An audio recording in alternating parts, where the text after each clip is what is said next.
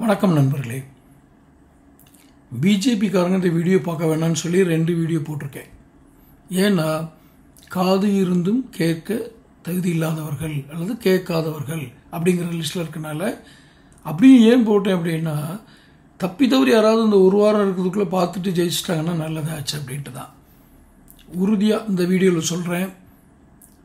தமிழக பாஜகனுடைய தலைவர் அண்ணாமலை, முன்னாள் தலைவர் தமிழிசை சவுந்தரராஜன் 2 பேரும் உறுதியாக தோற்பாங்க.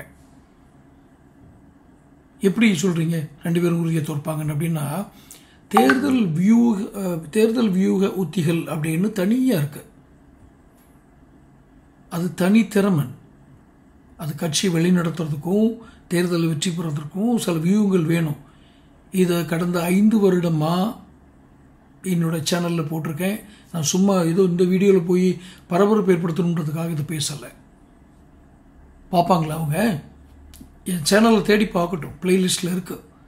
தமிழ்நாடு பாலிடிக்ஸ் ஆய்வு பார்வை அப்படின்னு 2 பிளேலிஸ்ட் பேரே சொல்கிறேன். அதில் எத்தனை வீடியோக்கள் போட்டிருக்கேன்னு பார்க்க சொல்லுங்கள். தீயவை தீயினும் மஞ்சப்படும் அப்படின்னு ஒரு தலைப்பை வச்சு கூட ஒரு இது கொடுத்துருந்தேன்.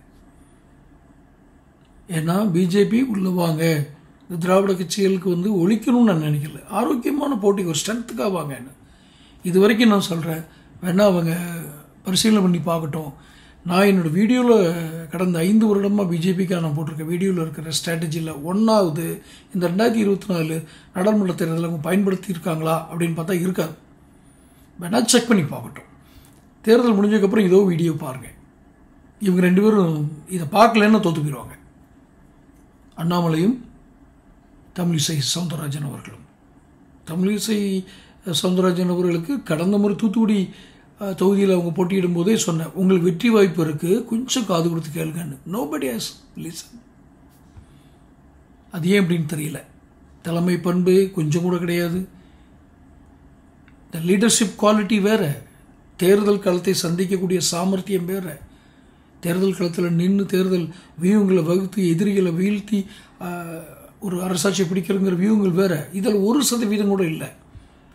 உனக்கு இருக்கா அப்படின்னு என்ன கேட்டிங்கன்னா, என் வீடியோ பார்த்து, என் சேனலில் இருக்க வீடியோ பார்த்து நீங்கள் தெரிஞ்சுக்கங்க. நன்றி.